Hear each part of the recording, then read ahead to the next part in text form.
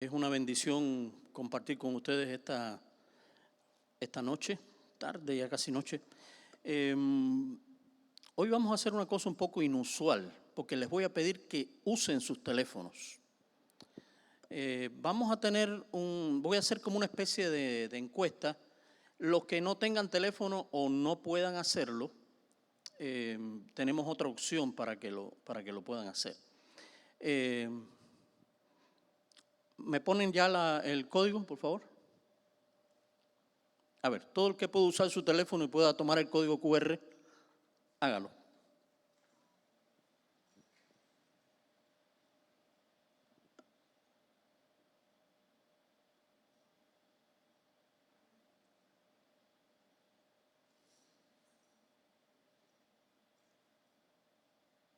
Y conteste la pregunta que aparece ahí.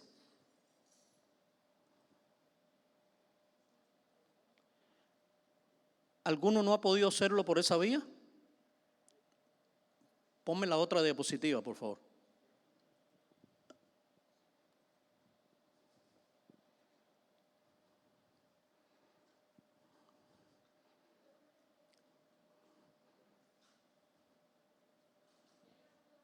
¿Ya lo hiciste?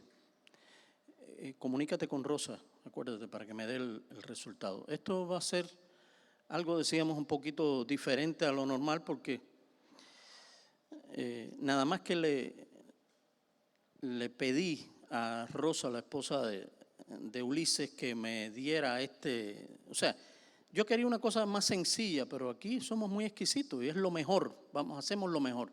Apareció el código QR, pero apareció también esa variante. Ella va a recibir los resultados y a través de mi hija vamos a tener los resultados. Pero la idea es de el profeta que yo quisiera ser. La cuestión está en que muchas veces nosotros queremos ser, nos pasa como los muchachos que atiende mi esposa. Por ejemplo, los mini, usted los ve que un domingo uno quiere ser médico, al siguiente domingo quiere ser bombero, al otro quiere ser enfermero y cada domingo quiere ser una cosa diferente. Ahora, les hago esta pregunta, ¿y por qué exactamente el profeta que yo quisiera ser? Porque no es exactamente lo que nosotros podamos escoger, es lo que Dios nos ponga. Y por eso vamos a estar hablando hoy exactamente de dos profetas. Nos vamos a dedicar mucho más en el caso de Ezequiel, y después vamos a ver entonces también a Daniel, pero Ezequiel quizás es el menos conocido y me parece que menos valorado. Saray, cuando tenga la respuesta me las das. Voy a estar leyendo, por cierto, he tenido varias fuentes de investigación, no solamente el libro. ¿Ya?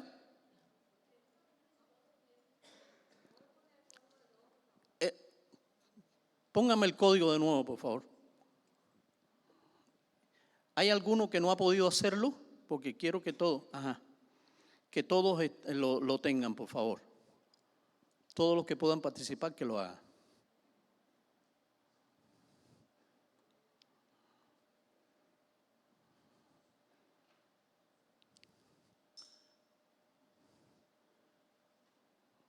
¿Ya todos lo copiaron?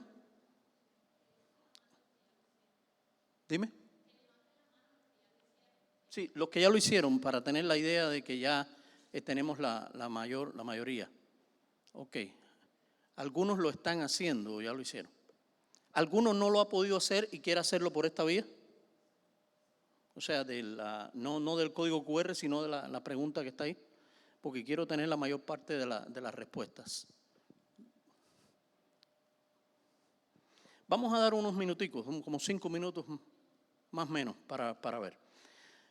Bueno, dice allí, vamos a hablar precisamente de uno de los profetas y después vamos a ver, yo estoy casi seguro de la respuesta que voy a tener, pero voy a esperar tener los resultados finales. Dice Ezequiel 1:1 en la Reina Valera del 60, aconteció en el año 30, en el mes cuarto, a los 5 días del mes, que estando yo en medio de los cautivos junto al río Quebar, los cielos se abrieron y vi visiones de Dios. Sin embargo, dice otra versión, la Nueva Traducción Viviente, El 31 de julio de mis 30 años de vida me encontraba con los judíos en el destierro junto al río Quebar en Babilonia, cuando se abrieron los cielos y tuve visiones de Dios. Bueno, yo creo que la mayor parte de los que estamos aquí, quizás no todos, hemos pasado por una crisis llamada la crisis de los 40. La crisis de los 40 consiste en que usted ya no es ni viejo ni joven. Al nivel de vida que nosotros, o sea, la esperanza de vida que está sobre los 80 años, usted está en el medio, vamos a decir así. Aunque normalmente decimos la media rueda a los 50, pero no muchos llegan a 100. Ahora, esa es una crisis que se presenta en todos, pero ubíquese en un Ezequiel que de pronto a los 30 años pasó por una crisis que él no estaba esperando. Era una crisis involuntaria, vamos a decir así. De pronto fue deportado, fue desterrado con 25 y llamado a ser profeta con 30 años. Por cierto, su nombre significa fortalecido por Dios. Y creo que mucho que lo necesitó. Necesitó mucho esa fortaleza de Dios por todos los eventos que vamos a ver. No dice la Biblia que Ezequiel pusiera excusa. Es uno de los profetas y de las personas a los que Dios llamó que no dice la Biblia. O sea, yo no digo que no estuviera quizás en un momento determinado agobiado por el peso de lo que Dios puso sobre él, pero no dice que pusiera ninguna excusa, ¿no? Ahora, Ezequiel vivió en la misma época que el profeta Jeremías. Estaba casado, era del linaje sacerdotal y fue llevado cautivo a Babilonia junto con el rey Joaquín.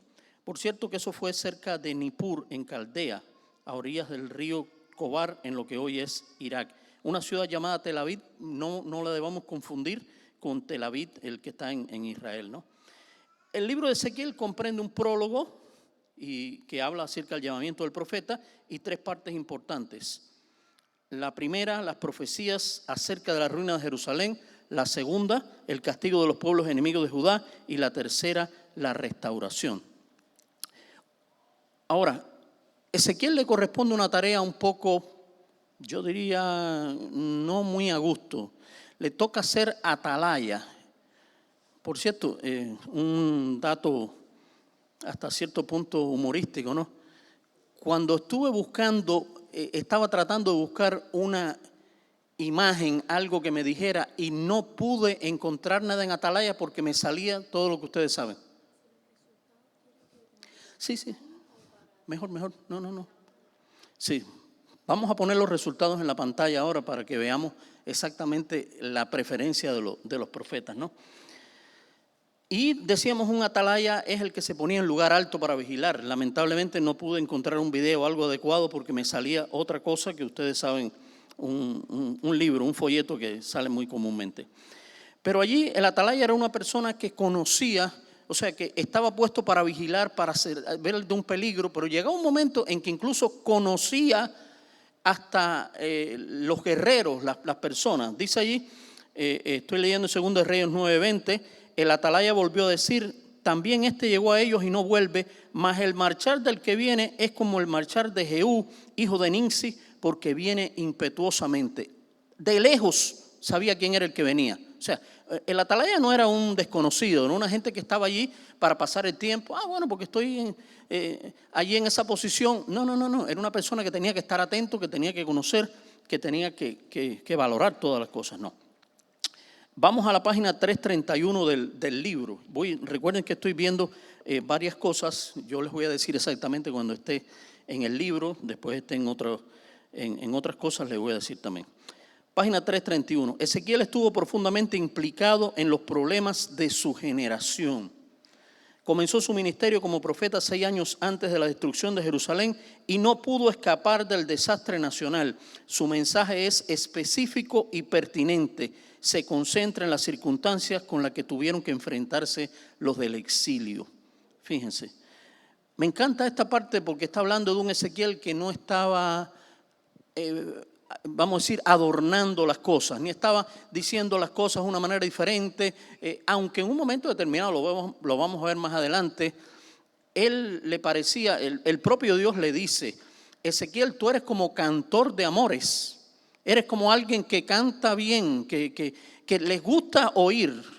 ¿A ustedes no les ha pasado personas que dicen, bueno, quizás no entiendo ni lo que dice, pero me gusta cómo habla esa persona, no sabe el tema de lo que está hablando quizás. Así muchas veces podía ser Ezequiel, pero Ezequiel estaba con un mensaje, decíamos, específico y pertinente y se concentra en las circunstancias con que tuvieron que enfrentarse los del exilio. De hecho, una de las cosas con las que tuvo que luchar fue con que había profetas que estaba diciendo anteriormente, no se preocupen que Jerusalén no va a ser destruida, todo va a quedar bien. Sigo en el libro. Por la época del nacimiento de Ezequiel, sobre el 622 a.C., Jerusalén estaba en movimiento con la más grande celebración de la Pascua de siglos, que era la del reinado de Josías. No solo las esperanzas religiosas prevalecieron de forma optimista, sino que la decadente influencia de la dominación asiria dio lugar al resurgir de proyectos más brillantes en el aspecto político. Ezequiel, un miembro de la familia sacerdotal, tuvo que haber disfrutado de agradables relaciones con el devoto pueblo de Judá. Por eso es, vamos a decir, una de las cosas más importantes y más valoradas, porque de pronto de estar relacionándose allí en su tierra, pasa a un destierro, a algo nada grato, y él asistió, decíamos, a su padre y a otros sacerdotes posiblemente durante los años de su adolescencia. Aunque tenía 9 años cuando cayó Nínive, posiblemente tuvo una impresión en sus años de formación. Pero ahora lo que ocurrió fue el funeral de Josías, la coronación de Joacás, la subsiguiente cautividad de este último y la coronación de Joacín como un vasallo egipcio. Todo sucedió en un lapso de 3 meses. Cuando Ezequiel rayaba en sus recientes 20 años, los ciudadanos de Jerusalén se hallaban turbados por la política extranjera de Joacín. Era una etapa bien convulsa, bien difícil. De pronto fue desterrado, fue quitado incluso hasta de su propio oficio, porque no podía ver qué sacerdote había si no estaban realmente en un templo. Pero ahora, muchas de las cosas que vamos a ver de Ezequiel se desarrollan acerca de acciones simbólicas, parábolas y alegorías. En el capítulo 4 y 5 de Ezequiel aparece el profeta no como profeta, sino como un actor. Se le ordena tomar un ladrillo, trazar una representación de Jerusalén, y de esa manera incluso tuvo que llevar durante 390 días y después 40 días la culpa de Israel y de Judá durante 430 años. Eso simbolizaba la condición idolátrica de este pueblo. Ahora, ¿qué significan estos 430 años? No todo en la Biblia tiene explicación, pero los comentaristas han dado alguna explicación sobre por qué tenía que dormir 390 de un lado y 40 días del otro. Bueno, algunos dicen que es porque fueron los 430 años que estuvo en Egipto el pueblo de Israel, ¿no? Y los últimos 40 fueron, por cierto, los que pasó Moisés en el desierto, los más opresivos. Otros dicen que esos 430 años miran al futuro y sacan unas cuentas que tienen que ver ya después con el regreso, no los voy a abrumar con las cifras, que tienen que ver con el regreso de Israel a su tierra, ¿no? Entonces, ahora, ¿cómo Dios llama a Ezequiel a la labor de profeta? Lo encontramos como un sacerdote y su trabajo diario era sacrificar, degollar, asar los animales. Sin embargo, su labor sacerdotal decíamos que se interrumpió cuando fue llevado como cautivo a Babilonia. Y ahora la comunidad se preguntaba, ¿Dios ha sido injusto con nosotros? ¿Qué hacemos nosotros? ¿Qué hemos hecho para merecer esto? Es la pregunta que a veces la dejamos con los israelitas, pero que nos hacemos muchas veces nosotros. ¿Qué hemos hecho nosotros para merecer tal cosa? Como si nosotros fuéramos merecedores de algo.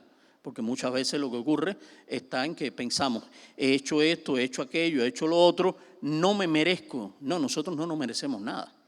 No nos merecemos nada. Únicamente, realmente la misericordia de Dios es la que está sobre nosotros.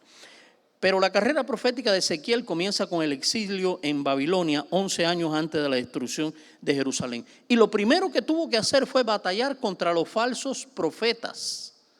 O sea, siempre te vas a encontrar personas que van a tratar de decir lo que usted quiere oír. Por cierto, yo tenía un jefe que a mí me gustaba decirle las cosas de frente, pero una vez le tuve que decir, mire, ¿sabe lo que ocurre? El problema es que a usted le gusta que lo engañen, ¿sí? Le venían con un cuento y le hacían una historia y me enfermé y casi que me muero y no sé cuánto. Y yo venía a decirle la realidad y como que a él no le gustaba. Digo, necesariamente a usted le gusta que lo engañen. Y hay el pueblo lo que quiere oír, o sea, nadie quiere oír hoy por hoy de arrepentimiento, de pecado, de que necesitas. No, algo a mis oídos que suene bonito, vaya, que suene como que me voy a hacer millonario, como que voy a tener todo lo que quiera. Eso es lo que la gente quiere oír. Y olvídense que va a haber profetas que van a venir y le van a decir lo que usted quiere oír, pero no le van a decir la verdad. Así ocurrió hace mucho tiempo, pero en tiempos de Ezequiel sobre todo. Tuvo que luchar contra esos falsos profetas que decían, no, Babilonia va a ser derrotada, pronto van a regresar a casa, y no realmente iba a ocurrir así.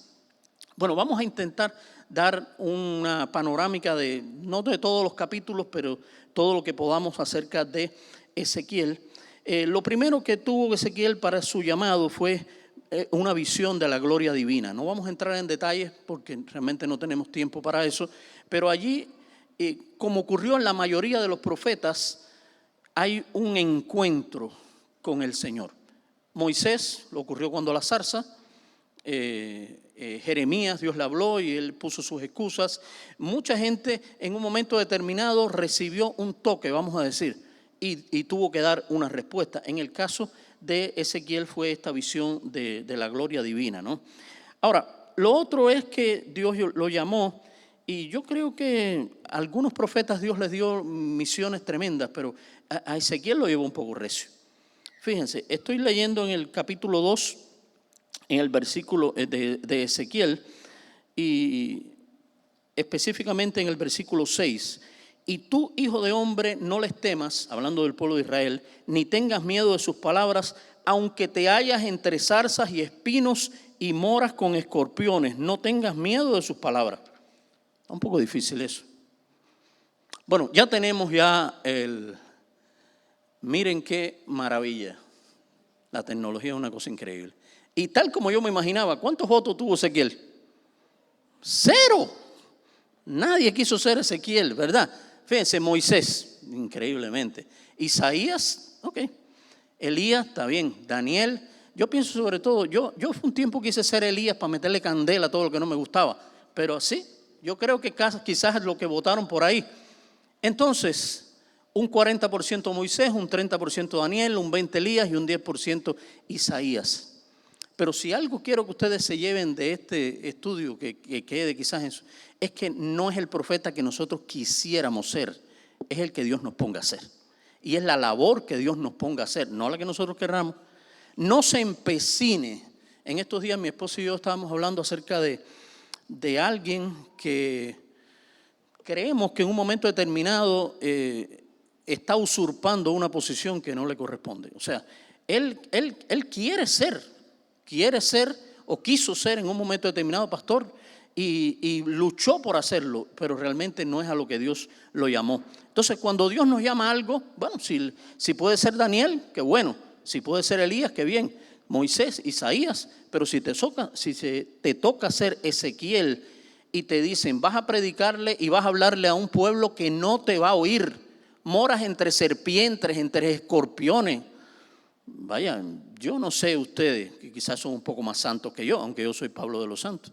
Si ustedes quizás, si a mí me dan esa encomienda, como que yo le digo, Señor, pero ¿para qué?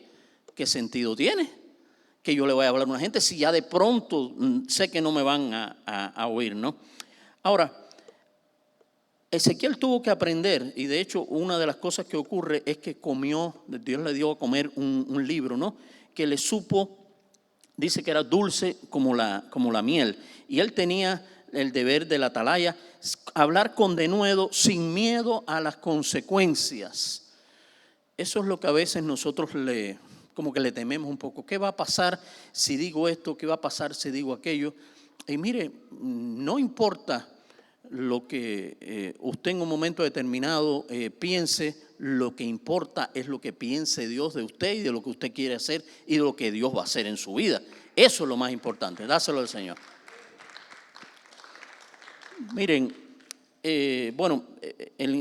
hubo un sitio, el sitio de Jerusalén, hubo una comida que hubo que racionar y hay varias señales y cosas que decíamos no nos dan tiempo.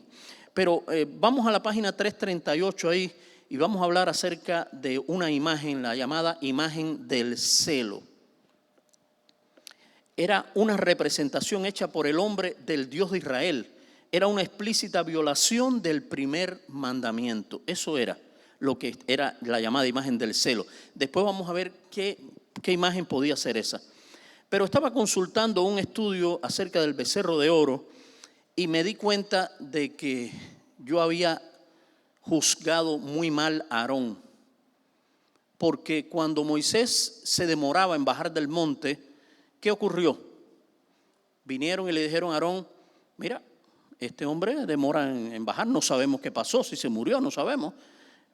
A lo que yo lo leía, como yo lo leía, decía simplemente, mira, ven, se acercaron entonces a Aarón y bueno, haznos un Dios, haznos algo ahí. Y Aarón, en su ingenuidad, pensaba yo, hizo aquello y salió aquel becerro. Lo juzgué mal. ¿Saben por qué? Porque no es eso exactamente lo que pasó. Lo que pasa es que la versión que más conocemos no nos da quizás todo el contexto, pero era como una rebelión lo que había pasado, era como un motín. Vinieron a Aarón no con las mejores intenciones. De hecho, dice la tradición judía, la tradición judía habla de que recuerden allí cuando tuvieron que levantar los brazos de Moisés, por un lado estaba Aarón y por el otro lado estaba Dice la tradición judía que lo mataron tratando de que el pueblo no se entregara a la idolatría.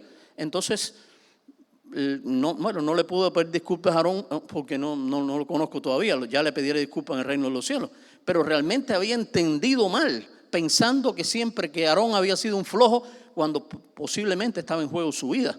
Ahí fue lo que había ocurrido. Entonces, esta imagen del celo, algunos piensan que era la diosa Acera, asociada con el amor, la guerra y con cultos de prostitución. Luego el profeta vean 70 ancianos en la idolatría, más adelante muchísimas otras cosas. Vamos a la página 339 del libro. Miren, todas esas cosas que Ezequiel, Dios lo manda a ver la idolatría, lo manda a ver ancianos, mujeres endechando a Tamuz, otros adorando al sol, todo eso, lógicamente que no era del agrado de Dios de ninguna manera, ¿no? Y bueno, pues vino entonces una visión de la muerte de los culpables. Vamos a la 339, en el primer párrafo. Dice, esta provocación es la causa que Dios deje libre su ira. La misericordia, sin embargo, precede al juicio. Un hombre marca a todos los que deploran la idolatría en el templo y comenzando con los ancianos en el templo, los ejecutores de la ira de Dios van matando a los que no están señalados para salvación. Eso fue lo que hizo Dios. No era que iban a morir todos, aquellos pocos, vamos a decir así, que no estaban en estas prácticas idolátricas fueron salvados. La gloria de Jehová abandona el templo. Recuerden que sobre todo la adoración israelita estaba basada específicamente en el templo. Nosotros con la cultura y el contexto novotestamentario entendemos que simplemente el templo es una cosa importante, indiscutiblemente, pero por ejemplo nuestro templo en otro momento es un gimnasio. Y no necesariamente usted puede tomar una cosa, verlo como algo sagrado, vamos a verlo de esa manera. Sí, sagrado en cuanto es separado por Dios para esta función, pero para la casa de Israel sí tenía ese problema. Ellos tenían el templo, era básicamente todo para ellos, ¿no? Y de cualquier manera también hay una promesa de restauración. En Ezequiel 11, 19 y 20 dice, yo recogeré de los pueblos, os congregaré de las tierras en las cuales estáis esparcidos. Pero ya en el capítulo 12 se habla de Ezequiel, hay una señal de la futura cautividad. ¿Saben qué pasaba con el pueblo? Pensaba que habría tiempo, o sea, la visión es para muchos días, de hecho es lo que dice la Escritura. En otras palabras, comamos y bebamos que mañana moriremos. Y por cierto que esa es la estrategia que Satanás no ha cambiado. Nosotros podemos ver, y mucha gente piensa, no, quizás lo que Satanás, en Cuba lo usó durante mucho tiempo, estamos pensando en el ateísmo. No, negar que no hay Dios, negar esto o aquello. La estrategia más conocida y más aplicada por Satanás no es negar a Dios, no es negar la obra de Dios, no es negar lo que Dios puede hacer, sino decir, todo eso es verdad, pero ¿habrá tiempo para dedicarte a eso? Mira, ahora tú tienes que luchar para tener tu casa, para tener tu carro, para tener tu vida, para tener esto y esto y esto y esto. Ya después habrá tiempo. Esa sigue siendo la estrategia de Satanás. Y nos va, por cierto, nos va envolviendo de tal manera que vamos perdiendo el tiempo, ¿no? en cosas así. Vamos a la página 340, ahí en el penúltimo párrafo. Jerusalén es tan pecadora que no habrá nadie que pueda salvarla de su destrucción. Pero el pueblo cree que a causa del grupo de justos, Dios pospondrá sus juicios. Y en una final y solemne advertencia, Ezequiel dice a su auditorio que incluso si Noé, Daniel o Job estuviesen en Jerusalén, solo se salvarían ellos mismos. Eso es lo que le está diciendo. No es un problema de que se basa, porque hay 4 justos, por ahí se va a salvar la gente, no. Esos son los que se van a salvar. Y de esas cosas que uno va aprendiendo, no sé cuántas veces he leído la Biblia y siempre, cada vez que leí este pasaje, tenía el mismo criterio. Cuando está hablando de que Ezequiel le dice a su auditorio que si Noé, Daniel o Job estuviesen en Jerusalén, estamos claros en Noé y Job. Y de hecho, cuando usted busca, en el buscador de Google, habla acerca de esto, le va a decir Daniel es el mismo Daniel. Pero resulta un poco extraño que Daniel, que era contemporáneo precisamente con Ezequiel, pudiera ser mencionado de tal manera así. Bueno, consultando un comentario bíblico, Mundo Hispano, nos dice que no es exactamente el Daniel que después vamos a analizar, el profeta, sino que era un sabio de Fenicia y Siria, alguien que es descrito en un documento del siglo XIII a.C. Fíjense. Y es una cosa que me gusta recalcar porque no se limita simplemente la Biblia a mostrar las imágenes de gente, o sea, que son del grupo, vamos a decir así. No. Si este hombre era un ejemplo, como realmente lo era, un símbolo de integridad y de rectitud, la Biblia lo menciona. La Biblia no tiene a menos destacar cosas buenas de personas. No se dice en este caso que fuera temeroso de Dios Daniel, ¿no? Que era, decíamos, de un sabio de Fenicia y de Siria. Y la Biblia no tiene a menos destacarlo. Y cuando dice cosas buenas, como dice también cosas malas de personas aparentemente buenas. Si usted hubiera escrito la Biblia, ¿hubiera puesto el pecado de David? Yo no lo hubiera puesto. Eso es un detallito. Lo que Pedro hizo, la negación de Pedro, tampoco lo hubiera puesto, pero no fui yo el que escribió la Biblia. Fue Dios el que la puso, ¿no? El que la escribió, aunque la usó escritores humanos, vamos a decir así. Entonces, la Biblia es un libro completo precisamente y dice las cosas malas de hombres buenos y dice también cosas buenas de hombres malos hasta cierto punto, ¿no? Ahora, en Primero de Reyes, otro detalle específicamente que quiero destacar, dice Primero de Reyes 4, 29 y 31, hablando de sabios, de personas sabias. Dios le dio a Salomón sabiduría y entendimiento y grandeza de corazón como la arena que está a la orilla del mar.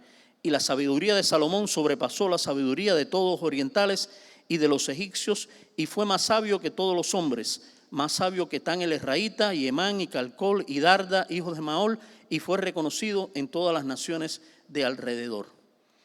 Miren lo que es profundizar a veces cuando uno busca exactamente en el pasaje. Porque a veces pensamos, específicamente en este caso, yo siempre pensé que estas personas mencionadas aquí, Etán, Emán, Calcol, todas esas personas eran extranjeros y no es así. Pero cuando uno analiza lo que está más cerca, más parecido, pues se puede prestar todo esto a confusiones. De hecho, uno de mis primeros disparates en un púlpito fue, yo creo que uno de mis primeros, no sé si era un estudio o un mensaje que di en mi iglesia local. Yo tuve la bendición de bautizarme a los 14 años y enseguida el pastor me puso a dar algunos estudios, algunos temas. Y en algún momento determinado, no sé cómo salió el llamado hombre de pecado, y yo en mi ignorancia bíblica y todo lo demás, sin haber recibido, dije, hombre de pecado, si nosotros somos pecadores, todos somos hombres de pecado. Mire qué disparate. Menos mal que nadie me bajó del púlpito, sino que me llamaron después muy discretamente y me dijeron, lo que dijiste es un disparate, pero lo pude resolver. ¿Quién era el verdadero hombre de pecado? El anticristo es el que se le da el título del hombre de pecado, porque se opondrá en todo sentido al Dios bíblico y a su ley. Ese era el hombre de pecado. Entonces, debemos tener cuidado, y bueno, el pastor ha insistido muchas veces, y gracias a Dios que en nuestra iglesia no se ve esto, ¿no? Pero que en muchas ocasiones la gente dice, no, porque siento tal cosa y el Espíritu me dijo, y debe tener cuidado si lo que le está diciendo el Espíritu es lo que dice la Biblia, si está de acuerdo con lo que dice la Biblia y no está diciendo usted lo que a usted le parece o lo que le pareció interpretar. No funciona de esa manera. Entonces, estas personas que decíamos, Etán, Emán, Calcol, todas estas personas eran personas diferentes. De hecho, el pastor habló el jueves pasado acerca de Etán. Este era un hombre, su nombre significa firmeza, y fue el autor del Salmo 89. Por cierto, que es uno de los levitas encargados de transportar el arca en tiempos de David y organizó la música también. Es mencionado como uno de los sabios de Israel, y los otros mencionados como los hijos de Maol, pensábamos que era una persona, Maol, pero algunos comentaristas piensan que era un grupo especial de músicos. Se hacía referencia a un grupo especial de músicos. Así que no nos quedemos siempre, y qué bueno es que tengamos hambre de profundizar. La Biblia no dice, cuando habla ahí en Juan 5:39, no le dice, ¿qué dice? Pásenle por arriba las escrituras, óiganlas si les parece. No, dice escudriñar. ¿Y escudriñar qué cosa es? A ver. Ahondar, profundizar. Dicen algunos que viene como del término como cavar. Cuando usted está buscando realmente en lo hondo, buscando, no es por arribita, no es verlo lo que le parece mejor. Por eso es importante que uno, con los recursos que tenga a su alcance, y miren, nosotros tenemos en este país una bendición que ya muchos quisieran en otros lugares, que a veces no tienen ni la Biblia, y nosotros tenemos cuantas Biblias queremos y en cuantas versiones queremos. Y les digo algo que no es un secreto, no las aprovechamos. Vaya a donde busque, cuando tenga una duda sobre un pasaje, verifique y esto, o pregunte si no tiene realmente acceso, o busque alguna otra, algo que lo pueda ayudar. Mire, vamos a ver ahora las alegorías y parábolas en Ezequiel 15. Las alegorías son historias simbólicas con un significado profundo, y las parábolas son historias sencillas que enseñan lecciones morales. Vamos a ver muchas alegorías de ahora en adelante, pero lo que quiero es ponerle que la alegoría da un relato más detallado en el que casi todos los elementos tienen un lugar. Cuando se habla de la alegoría, casi todos los elementos de la alegoría tienen un lugar en la interpretación. Y yo les voy a poner solamente un ejemplo con lo de la parábola, la diferencia. La parábola se concentra en un significado básico, casi siempre moral, una enseñanza moral, ¿no? Nosotros en el caso de la parábola del hijo pródigo, por ejemplo, estamos claros en lo que significa el padre, el hijo que se va, el hijo mayor, pero cuando vamos no hay manera de enmarcar a los sirvientes, los jornaleros, los criados, o sea, todo en ese contexto. Por eso decíamos que tiene una enseñanza primaria. La alegoría va mucho más allá de eso. Está en el caso de Ezequiel 15 la alegoría de la vid, la inutilidad de la vid sin fruto. Una vid, o sea, la de la uva, la que da la uva, sirve nada más que para eso, no es para otra cosa. La leña, ni siquiera la leña es muy buena. Por cierto que hace años Cuba, los campos de Cuba fueron inundados por un árbol que se llama marabú. El marabú es una planta invasora de muchas espinas, pero ¿saben qué? Resultó que el marabú es un excelente, o sea, la leña es para hacer carbón, una cosa increíble. Y Cuba empezó a exportar carbón, ¿sabes a dónde? A Estados Unidos. Carbón de marabú a $420 la tonelada. Vaya, si hubieran podido, la gente hacía carbón de lo que fuera. Pero así fue. Pero la vid no servía ni siquiera para eso. La vid no, nada más que era para, si no tenía fruto, no servía para nada. Vamos a Ezequiel 16 con la alegoría de la esposa infiel, la alegoría de las águilas. Y la profecía de castigo de Ezequiel termina también en esperanza cuando habla acerca de aquel renuevo que vendría. Ahora, vamos a la página 341 del libro y vamos a analizar algunos detalles acerca de los exiliados. ¿Qué pensaban los exiliados? Página 341. Dice, aparentemente los exiliados han llegado a la conclusión de que están sufriendo a causa de los pecados de sus padres. Pero Ezequiel resalta la responsabilidad de cada israelita. Nos pasa eso. Debemos estar sufriendo, y bueno, de ahí parten todas estas historias acerca de personas que dicen, no, sufro por lo que hizo mi abuelo, mi bisabuelo, mi tatarabuelo, y yo no digo que alguna de esas cosas puedan ser, pero no podemos simplemente trastocar todo y llevarlo a la condición de que no es mi culpa, sino la culpa de las generaciones que me antecedieron, ¿no? Muchas veces nosotros culpamos a Adán del pecado de la humanidad.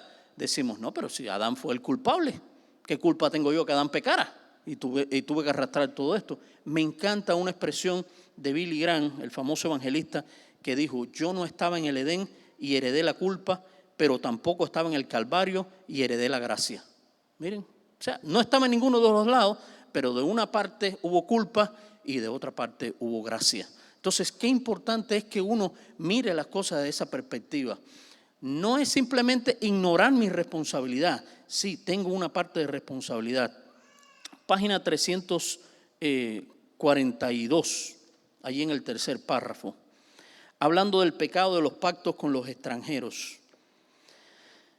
Esto está desarrollado en el capítulo 23. Según Samaria, llamada Ola, y Jerusalén, llamada Oliva, ellas llevan sobre sí el cargo de la prostitución. Las alianzas con naciones extrañas que frecuentemente implican el reconocimiento de dioses paganos constituyen una grave ofensa hacia el Señor.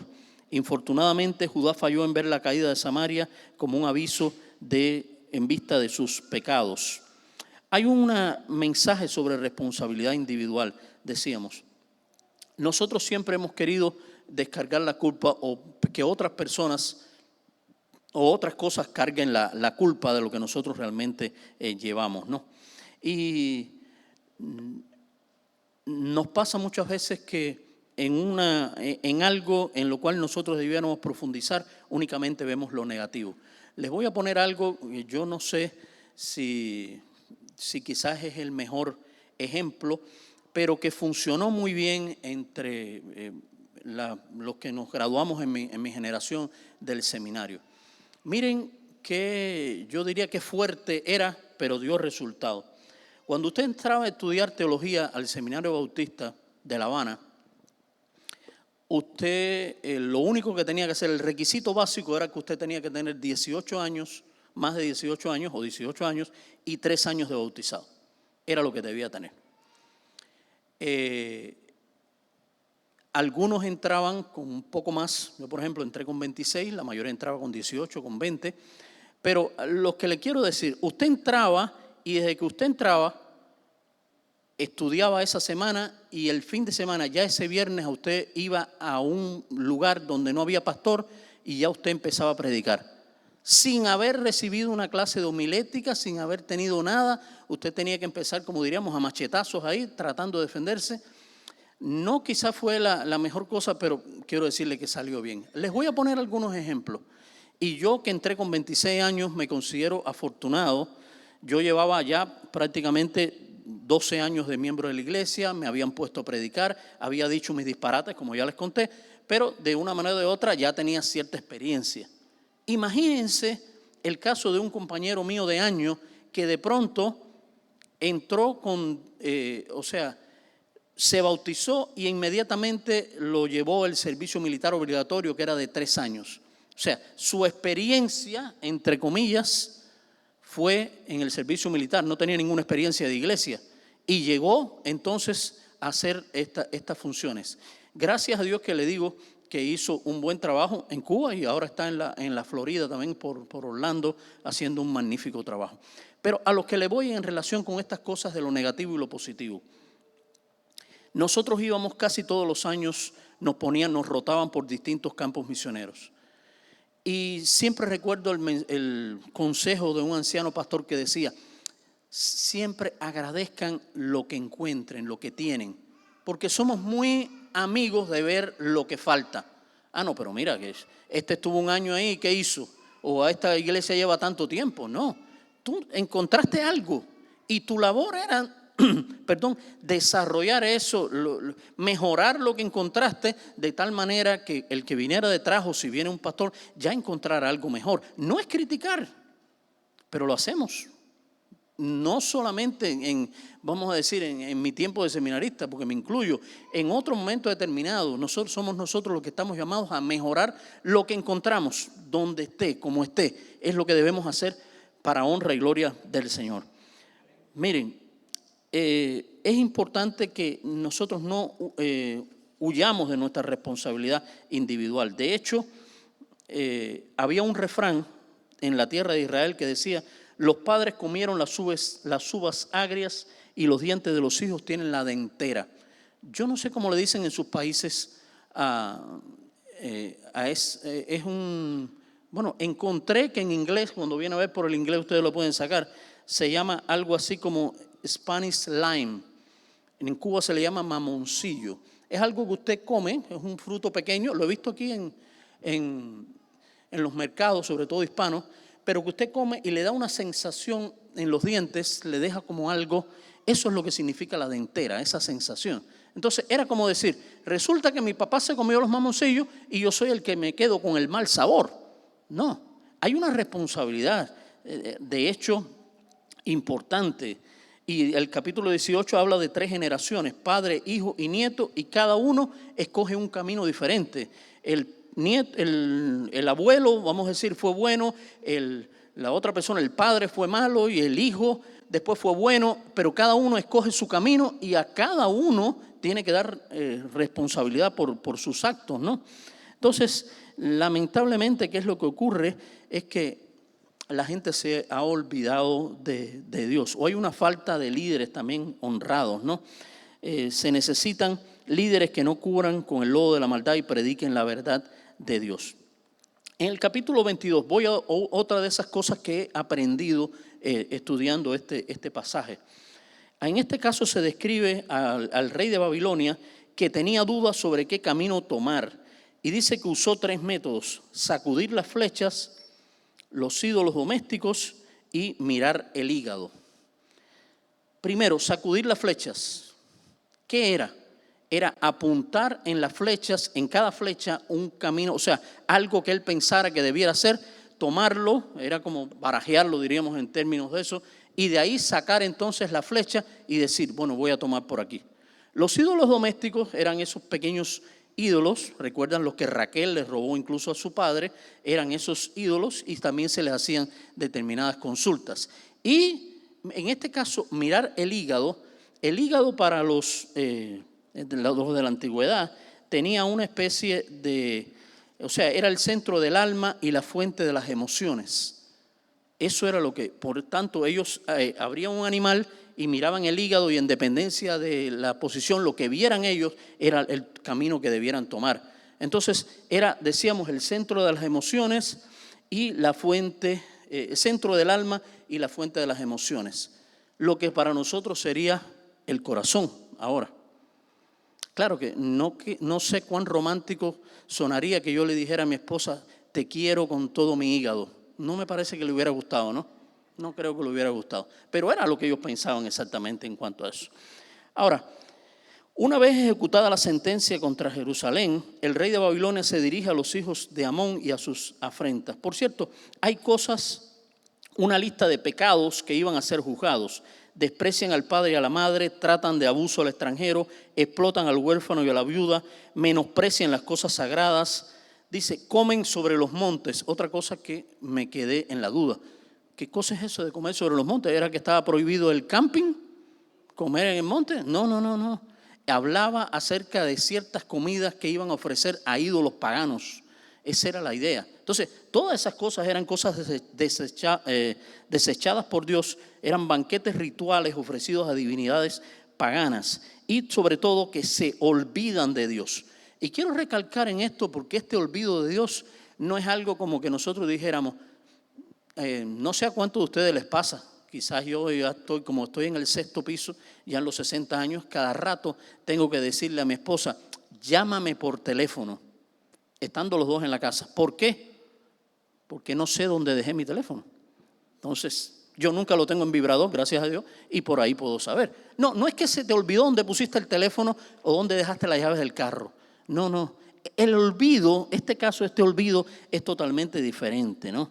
Es un hecho progresivo y a veces inconscientemente y otras veces no. Es desplazar el lugar de Dios como prioridad de nuestra vida. Es decir, bueno, hoy no voy a leer la Biblia porque estoy cansado, de verdad. Mañana me compliqué haciendo tal cosa. Y cuando va pasando el tiempo, resulta que usted lleva una semana, 15 días, un mes, que no ora ni lee la Biblia y viene a la iglesia porque vaya por costumbre prácticamente. Y entonces se está alimentando usted. ¿Qué clase de dieta es eso? ¿Es la keto? ¿Qué clase de dieta es que usted come una vez a la semana? No entiendo. No, debiera comer todos los días porque usted come todos los días su comida normal. Sea lo que quiera comer, pero come todos los días. Entonces, con la palabra de Dios debiera ser exactamente igual. Pero este olvido de Dios, gracias, dáselo al Señor. Miren, desplazamos el lugar de Dios como prioridad en nuestra vida y no debe ser. Dios tiene que ocupar el primer lugar, no puede ser de otra manera. Ahora viene una causa, para mí una de las más difíciles por la que tuvo que pasar el profeta. Dice en el capítulo 24 de Ezequiel que de pronto Dios le dijo a Ezequiel, te voy a quitar de golpe el deleite de tus ojos. O sea, se va a morir tu esposa, así en buen español. Muchos se han preguntado, porque usted se encuentra, una de las cosas que tiene la internet y los comentarios, que usted encuentra cosas muy buenas y cosas también con las que no puede estar de acuerdo. Y una de las cosas que consulté decía, ¿y por qué Dios le mató la mujer al profeta? No dice de ninguna manera que le hubiera matado a la mujer. Simplemente le está dando un testimonio. Era el tiempo, ella iba a morir, pero había una enseñanza detrás de todo eso. No es que Dios la mató para darle una enseñanza al pueblo, pero ocurrió, de hecho. Y el pueblo se quedó bien impactado con la reacción de Ezequiel. Murió en la tarde del día que había anunciado el principio del asedio de Jerusalén. Pero le dijo Ezequiel, el Señor le dijo, no harás duelo, ni llorarás, ni correrán tus lágrimas. O sea, era algo propiamente parte del ritual que se hacía. No puedes hacer ninguna de estas cosas. El pueblo no podrá llorar la pérdida y destrucción de Jerusalén. No podía lo que era para ellos el deleite de sus ojos. O sea, de hecho, una de las veces en que le preguntaron, ¿y por qué haces esto? No puedes vestirte de una manera, no puedes hacer cosas que normalmente se hacían. Bueno, pues le estaba prohibido y de tal manera que sería también la pérdida y destrucción de Jerusalén. Ellos no harían ninguna de estas cosas que normalmente hacían. Bueno, vamos al rey de Tiro, capítulo 28. Hay mucha tela por donde cortar y no tenemos el tiempo para ello, pero a primera vista la profecía de Ezequiel parece referirse a un rey humano. Tiro fue el receptor de algunas de las más fuertes condenas proféticas en la Biblia. La ciudad de Tiro era conocida por enriquecerse mediante la explotación de sus vecinos. Sin embargo, algunas de las descripciones de Ezequiel 28 van más allá de un rey puramente humano, porque dice, estás en el Edén, eres el querubín ungido en el santo monte de Dios. Algunos creen que es y la mayor parte de los comentaristas coincide en que es una profecía doble. Sí, se está refiriendo al rey de Tiro, pero está hablando también acerca de Satanás, haciendo la relación entre los dos. Antes de su caída, Satanás era una hermosa criatura, quizás fue el más hermoso y poderoso de todos los ángeles, pero bueno, como todos sabemos, se enorgulleció, pensando que él era responsable de su estado exaltado. Como Satanás, el rey humano de Tiro fue soberbio y en vez de reconocer la soberanía de Dios, atribuyó las riquezas de la ciudad a su propia sabiduría a su propia fuerza. Miren, no importa lo exaltado que parezca un imperio, cuán alto lleguen sus ramas, como dice ahí en el Cedro, en el capítulo 31, todos los imperios son entregados a la muerte, así como mueren los seres humanos. Ya a partir del capítulo 33 hay mensajes de esperanza. Ezequiel inicia mensajes sobre la restauración de Israel. Y aún en los momentos más oscuros podemos ver a Dios que está moviéndose en torno a su pueblo. Vamos ahora a un detalle acerca de la responsabilidad. En el capítulo 33, sí, había una responsabilidad, vamos a decir, personal y otra corporativa como tal. Pero hay una responsabilidad que se le dio al profeta y era la de ser un centinela o un atalaya, como decíamos. A veces predicar es una tarea desagradable, pero hay una responsabilidad ante Dios y a los oyentes. Y Ezequiel había cumplido su tarea. Y la conducta adecuada, después de escuchar, no era la que hacían. Recuerden que venían los ancianos y venían muchas personas ahí delante de Ezequiel y querían oírlo. Algunos venían a consultarlo y todo, a ver qué cosa debían hacer, pero no hacían después lo que él les decía. Por eso decíamos que él aparecía como un cantor de amores. Cuando escuchamos la palabra de Dios, o la conducta adecuada después de escuchar la palabra de Dios, es actuar, no solamente reflexionar, pensar, oye, qué bien. Y sobre todo cuando la mayor parte de las veces pensamos o viene un mensaje de eso por ahí, por el medio, que decimos, qué lástima que fulanito o fulanita no vino, porque el mensaje le venía maravilloso para él. Ah, no, para ti no, era para él. El mensaje no te viene nada a ti, no te sirve para ti. No, él nos sirve para todos. Y no es para reflexionar y pensar si le sirve a él o le sirve a otro. Es que me va a servir a mí también. ¿Y cómo lo voy a poner en práctica? ¿Cómo lo voy a aplicar? Es lo que la palabra nos enseña, ¿no?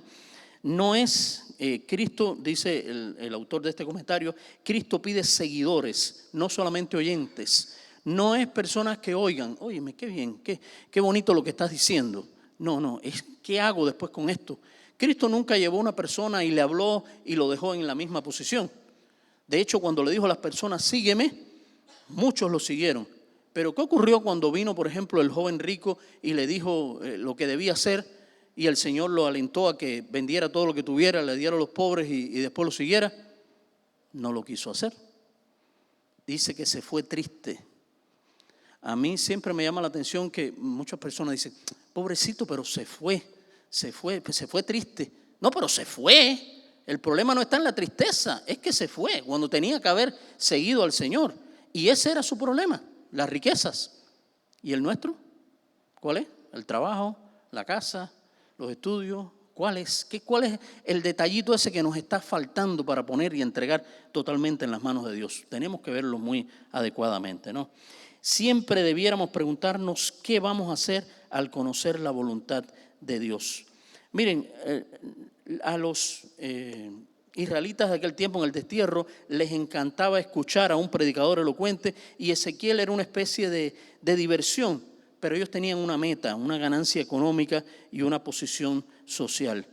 Ahora, las cualidades morales del pastor influyen en el rebaño y por eso es que algunos le echaban la culpa, vamos a decir así, a lo que estaba ocurriendo porque no habían tenido quizás los mejores pastores. Y llevándolo nosotros al término nuestro acá, a veces muchas personas se escudan en su alejamiento de Dios porque tal o más cual pastor lo decepcionó. Hace muchos años aprendí de una persona que no era precisamente mi amigo, que alguien le dijo, fulano, me decepcionaste. Y le dije, no, yo no te decepcioné. Tú te ilusionaste demasiado. Parece lo mismo, pero no es lo mismo. No, tú te ilusionaste demasiado con algo. Eso era un problema tuyo, no exactamente mío. Y aquí, ¿qué estaba ocurriendo? Precisamente, personas que piensan que la culpa la tuvo tal pastor porque no procedió de la manera que tenía que ser, o tal miembro de la iglesia, o tal líder. Y no es así. No, eso no quita la responsabilidad nuestra, ¿no? Ahora, vamos allá a la restauración futura de Israel. Incluso en medio de todo esto ya Dios le está prometiendo a Ezequiel que su pueblo habría un futuro para él. Pero hay que tener bien claro, no era porque hicieran nada que lo mereciera. No, Dios los quería traer a la tierra de nuevo. En algunos pasajes dice, no es que tú seas un pueblo muy especial, yo simplemente te tomé. La cuestión, lo bueno es que yo te escogí. Tú no tienes nada que merezca que yo te hubiera escogido. Entonces, vamos allí a la página 346, el primer párrafo en el libro. Dice: el establecimiento de Israel no permanecerá oculto ni sin desafío. Otro tema que es para estar horas hablando de él, la cuestión de Gog y Magog, que reunirán en masa sus ejércitos para luchar contra Israel. En los postreros días, viviendo en ciudades sin vallar y gozando de una prosperidad sin precedentes, Israel se convertirá en el objeto codiciado de los enemigos invasores. La fuerza de la naturaleza en forma de terremotos, lluvia, granizo, fuego y azufre serán dejadas sueltas contra el feroz invasor. La confusión, el derramamiento de sangre y la pestilencia prevalecerán mientras luchan el uno contra el otro. Bueno, ya después habla de algo más conocido, como es la visión del Valle de los Huesos Secos, el mensaje de las varas, el nuevo templo, que era la señal visible de la santidad de Dios, todos estos detalles. La misión de Israel en la segunda parte de su ministerio fue consolar a los exiliados. Si bien primeramente les tuvo que decir todas las cosas que estaban mal, que aquellos falsos profetas estaban haciendo barbaridades y no estaban diciendo lo que Dios quería realmente, ahora les estaba diciendo: habrá una restauración, habrá algo diferente, habrá una tierra prometida y una ciudad santa. Después de anunciar castigo, ahora presenta el horizonte glorioso de la restauración. Vamos al último párrafo de la 346. Ezequiel tuvo otra visión similar a la revelación de los capítulos 8 y 11. El profeta ve la realidad de la restauración. De nuevo, el punto focal es el templo de Jerusalén, que simboliza la presencia real de Dios con su pueblo. La gloria de Dios, que primeramente abandonó el templo a su condenación, entonces retorna a su santuario. Una vez más, Dios habita allí entre su pueblo. No porque decíamos ellos lo merecieran, sino porque Dios en su misericordia así lo quiso hacer. Bueno, nos hemos consumido casi una hora en Ezequiel. Yo sabía que iba a pasar, pero vamos a entrar con algunos detalles al libro de Daniel. Daniel, hombre de estado y profeta. Bueno, yo vengo de un contexto en que me parecía, y todavía yo no sé si es posible, que un cristiano esté en posiciones de gobierno, ¿no? Porque lamentablemente se habla de austeridad y de que hay que resistir, y usted ve los hijos y los nietos de los dirigentes como viajan por Europa y gastándose el dinero de las arcas del gobierno. Entonces no me parecía que eso pudiera realmente resolverse, o sea, que un cristiano pudiera hacer mucho en el contexto de Cuba. Pero creo, bueno, y el ejemplo clásico está ahí en Daniel. Daniel fue llevado cautivo, o otro que fue llevado contra su voluntad, o sea, no era algo que él hubiera querido ser, no fue lo que él hubiera querido ser. Fue llevado contra su voluntad y allí estaba, y de pronto fue un estadista y fue alguien a que Dios bendijo de una manera tremenda. Pero ¿saben qué? Yo creo que, y no es solamente mi opinión, lo que he consultado, hubo un presidente norteamericano que supo conjugar hasta cierto punto su fe con su accionar, ¿no? Su desempeño político. No digo que haya sido perfecto, de hecho, creo que cometió algunos errores, pero era precisamente un georgiano, Jimmy Carter, quien comenzó como senador de Georgia y fue gobernador del estado, para luego ser presidente de Estados Unidos del 77 al 81. Pero ¿saben qué? Quizás su presidencia no tuvo mucho éxito, pero después desarrolló una labor de alrededor de 4 décadas en que se dedicó a la mediación en conflictos internacionales. Le dieron el Premio Nobel de la Paz y por buscar soluciones pacíficas a los conflictos. Al decir de los familiarizados con la élite presidencial, fue uno de los hombres más honestos que jamás haya honrado el despacho Oval. Fíjense qué nivel de honestidad tenía este hombre. Por cierto, de esos detalles que uno va aprendiendo también, ¿saben que el servicio secreto le da al presidente determinados nombres, no? O sea, para no referirse a él, el presidente Carter, tal cosa. ¿Sabe cuál era el apodo de Carter? Diácono. El diácono está saliendo, está como si fuera el águila, lo que fuera, no, el diácono. ¿Y por qué le pusieron diácono? Porque lo fue. De hecho, lo fue antes de su presidencia y después, una de las cosas que ocurre muchas veces es que el presidente entra y después sale con millones. El hombre entró a su presidencia, salió a los 4 años y se fue a la misma casa donde había vivido anteriormente. Así vivió. O sea, por eso dicen los que saben que fue uno de los hombres más honestos y más limpio que haya pisado el despacho oval, ¿no? Y esto, viéndolo en el detalle de Daniel, es algo que tenemos que ver. Él, decíamos que había sido llevado cautivo, pero mantuvo su fidelidad bajo todas las circunstancias. ¿Por qué? Se atrevía a ser diferente. Y nosotros tenemos que atrevernos a eso también. No solamente pensar que ahora, bueno, pero si digo esto y no suena bien, y si cae mal, mira, a veces tenemos que caer mal, le voy a decir, o que ser mal interpretados.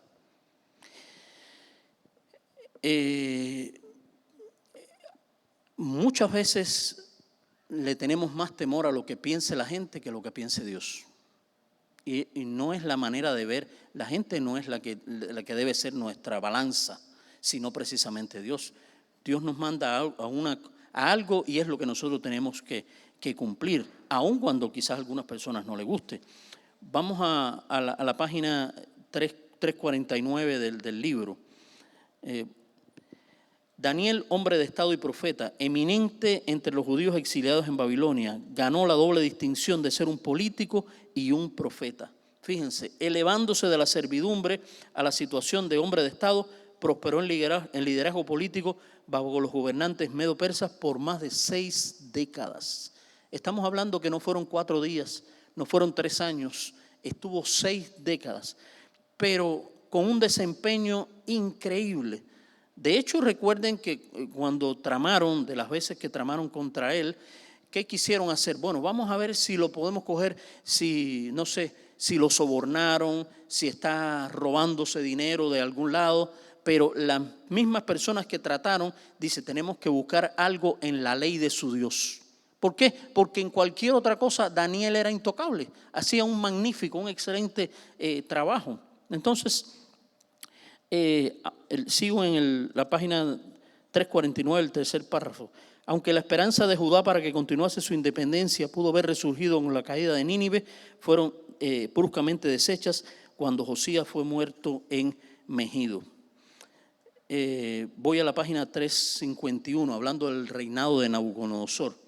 Entre los rehenes tomados en Jerusalén estaba Daniel y sus 3 amigos, Ananías, Misael y Azarías, que habían sido seleccionados bajo un entrenamiento especial en el colegio real. Y aquí entonces vino algo que decíamos de esa manera que quizás muchos de nosotros nos hubiéramos quedado, bueno, es lo que nos tocó, no podemos hacer otra cosa. Cuando allí le trajeron a aquellos jóvenes hebreos y a muchos otros que estaban siendo allí enseñados en la lengua de los caldeos y todo lo demás, le trajeron aquella comida, Daniel firmemente pero cortésmente a la vez, ¿qué hizo? Le ofreció al jefe de los eunucos, dijo, haz una prueba con nosotros por 10 días y a nosotros danos legumbres y todo lo demás, llévate toda la otra comida, no la queremos, pero haz una prueba. Por cierto, que es una excelente manera de ver cuando en un momento determinado, a veces dentro de la iglesia o lo que fuera, hay algo que no encaja bien, vamos a hacer la prueba, no está de más. Si funciona, lo seguimos, si no funciona, simplemente lo quitamos. Entonces, esta prueba resultó muy bueno, ¿no? Y al final de aquel periodo, el mayordomo se complació de encontrar a Daniel y a sus amigos en mejor salud que sus compañeros. De hecho, dice que esos jóvenes estaban dotados con una extraordinaria destreza y sabiduría, recibieron los más altos honores y fueron reconocidos como muy superiores a los demás hombres de la corte real. Bueno, hay algunos detalles de el rey Nabucodonosor, el sueño de Nabucodonosor, allí cuando le concede honores a Daniel, cuando quería matar a todos los sabios porque no le habían descubierto el sueño. Y viene entonces el episodio de la imagen construida por el rey a lo que todos debieran adorar. Los 3 amigos de Daniel son arrestados y llevados ante el rey, son lanzados dentro de un horno encendido y con gran asombro el rey pagano observa que los jóvenes no sufren ni el menor daño. Ahora, una pregunta que se han hecho muchos y que nos seguimos haciendo nosotros. Estaban los 3 jóvenes hebreos. ¿Y dónde estaba Daniel? Como dice un grupo humorístico que a mí me gusta, dice, les voy a contestar con 3 sencillas palabras. No lo sé. ¿No? Realmente nadie lo sabe. No lo dice la Biblia, no hay ningún documento que lo acredite tampoco. Se puede especular, ya caemos en el terreno de la especulación. Posiblemente estaba enfermo, estaba en una misión que fue encomendada por el propio rey, y algunos piensan, todavía vamos a decir, es una interpretación, decíamos, que incluso Nabucodonosor no quiso ni siquiera que Daniel se enterara de eso porque sabía cuál iba a ser su respuesta.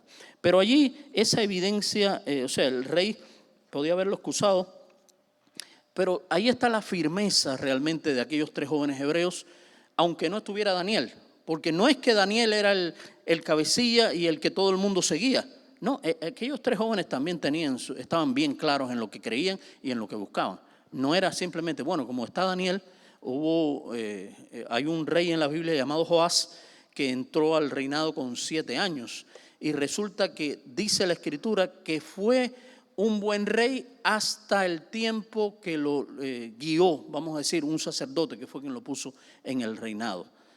Después, bueno, pues se desvió su corazón ya. No, estos 3 jóvenes hebreos sí tuvieron realmente vamos a decir, la firmeza de, a pesar de todo, si había que ser lanzados, y me encantan las palabras que dicen, a nosotros no nos importa, o sea, Dios puede librarnos del horno de fuego, pero si no nos libra, de todas maneras nos vamos a adorar a la estatua. O sea, usted tiene que estar visto con las consecuencias, no es ahora decir, Señor, yo estoy aquí, fíjate, yo he respondido por ti, ahora no, Dios, ellos estaban conscientes. ¿Podían estar en el horno de fuego? Sí. ¿Podían morir? Sí. Pero de todas maneras nos vamos a adorar a la estatua. Ahora, Daniel interpreta otro sueño de Nabucodonosor, del árbol que representa a Nabucodonosor como rey del gran imperio de Babilonia. Y ahora en el tercer párrafo de la página 353, Daniel está interpretando aquel sueño y le dice, mira, vas a ser, ese árbol eres tú, va a ser cortado, pero quizás puedes prolongar esto si actúas con misericordia y demás. Y dice ahí el libro, parece que Nabucodonosor ignora este aviso. Bajo su supervisión, la ciudad de Babilonia se convirtió en la más extraordinaria capital de los antiguos tiempos. Murallas macizas, jardines colgantes, y este pasaje en Daniel 4:30, el propio rey dijo, ¿no es esta la gran Babilonia que yo edifiqué para casa real con la fuerza de mi poder y para gloria de mi majestad? Fíjense cuántas veces está ahí relacionado con la primera persona. Yo edifiqué mi poder para gloria de mi majestad, y de pronto, asimismo, como había sido rey, Nabucodonosor es llevado a un estado prácticamente animal. El libro dice que es atacado de licantropía, y esa es una palabrita un poquito extraña, pero que en su sentido estrecho es creerse un lobo, y en sentido un poco más amplio es ese u otro animal. O sea, de pronto, bueno, dice la propia Escritura que caía el rocío sobre él y comía hierba como si fuera un buey. Fue una cosa increíble hasta que reconoció lo que Dios había hecho, y entonces fue exaltado nuevamente a su trono. Bueno, ya viene la era de Nabonido Belsasar, allí en el último párrafo de la página 353. Años de la historia de Babilonia pasan en silencio. El magnífico reinado de 43 años de Nabucodonosor termina con su muerte en el 362. Y bueno, vienen toda una serie de detalles que no podemos ya verlo por el tiempo. Pero vamos al penúltimo párrafo de la página 355 y regresamos a Belsasar. En el año 359 antes de Cristo, confiado en que Babilonia está fuera de toda posible conquista, Belsasar reunió a 1 millar de sus oficiales y sus esposas y ofreció un banquete, pero cometió el grandísimo error. Bueno, muchos errores hizo, pero allí tomó los vasos y las cosas sagradas que eran del templo de Jerusalén, y allí bebían él, sus jefes, las mujeres, sus concubinas, todo esto, y de pronto aparece aquella mano que dice, pone el letrero, y él promete una recompensa, pero no era lo que le importaba eso a Daniel. Y ya está dicho que aquel rey, el reinado había terminado para él. Y vienen entonces los tiempos de los medos persas. Bueno, ya prácticamente para terminar o terminando, ya no tenemos mucho tiempo. El pastor después tiene su tiempo de preguntas y demás. Hay interpretaciones acerca de las llamadas 70 semanas, pero una cosa importante es que Daniel recibe la seguridad de que su nación, por quien él está en oración constante, tiene un lugar definido en el plan de Dios. Sigo con esta idea. Daniel estaba orando porque su nación, por quien él está en oración constante, tiene un lugar definido en el plan de Dios. Y hoy el pastor, mientras estábamos ya finalizando el tiempo de oración, mencionaba a Daniel, y creo que realmente es válido. Daniel hablaba de sus pecados, de sus culpas, de su impiedad, asumiendo toda la culpa de su pueblo, como realmente él era parte del pueblo. Qué importante es que nosotros nos veamos así y no como meros espectadores. No, ahí estaba Daniel intercediendo por su pueblo, pero sabiendo que a pesar de las cosas que iban a pasar, de que estaban incluso en el destierro, Dios tenía un lugar definido en el plan de Dios para su pueblo. Sí, es cierto que la iglesia tiene un plan importante, pero Dios no ha terminado con Israel. Eso es algo que debemos tener claro, independientemente de su concepto, de su criterio, de sus estudios, de lo que usted piense. Dios no ha terminado con el pueblo de Israel. Ahí está. Y en un momento determinado, cuando Él lo entienda, dice, así mismo como dice la Escritura, que ante Él se doblará toda rodilla de los que están en los cielos, en la tierra y debajo de la tierra, y todo el mundo tendrá a Dios como Señor. También para su pueblo habrá oportunidad. Porque si nosotros, que dice la Escritura, que siendo olivos silvestres somos injertados en el verdadero olivo, cuánto más una rama perteneciente precisamente al olivo no va a recibir mucho mayores bendiciones. Que el Señor nos ayude a reconocer lo que Dios ha hecho entre nosotros. A que ya sea que usted haya escogido el profeta que no fue quizás el mejor. Decíamos, el caso de Ezequiel se llevó un 0 rotundo. No importa lo que usted quiera ser o procure ser o piense que puede ser. Donde quiera que Dios lo ponga, haga su parte. A veces pensamos que es que tenemos que estar en una posición de privilegio o tenemos que estar en tal cosa, o pensando, si Dios me llama a hacer esto, me llama a hacer aquello. Mire, empiece con lo que Dios tiene delante. Me encanta la manera en que Dios le muestra a las personas las cosas de una manera bien sencilla. Como le dijo a Moisés, ¿qué tienes en tu mano? Eso, tienes la vara, úsala. Y a otras personas así también, lo que tenían a la mano, y bueno, la propia Escritura, lo que te viene a la mano para hacer, hazlo según tus fuerzas. No esperes hacer una cosa grande, increíble, porque a veces esas cosas grandes e increíbles nunca vienen. Y como aquella persona, cuando yo vine por primera vez a Estados Unidos y venía con el proyecto de construir un templo en Santa Clara, en la tercera ciudad de importancia en Cuba, donde yo estaba de pastor. Recuerdo que hubo una persona que me dijo así con todo ese deseo y ese sueño que casi todos tienen en este país, ¿no?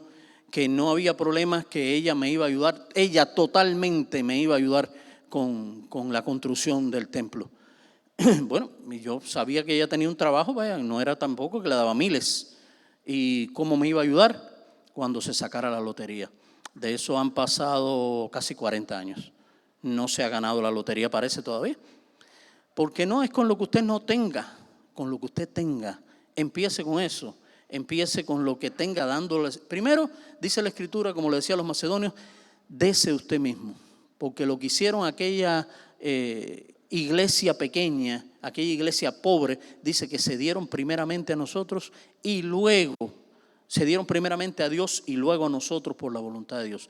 Que eso sea también nuestro sentir. No importa lo que el otro haga, lo que el otro diga, lo que el otro logre. No importa. Usted siga adelante, a su paso, a lo que usted pueda hacer, pero siempre para la honra y la gloria de Dios. Que les bendiga.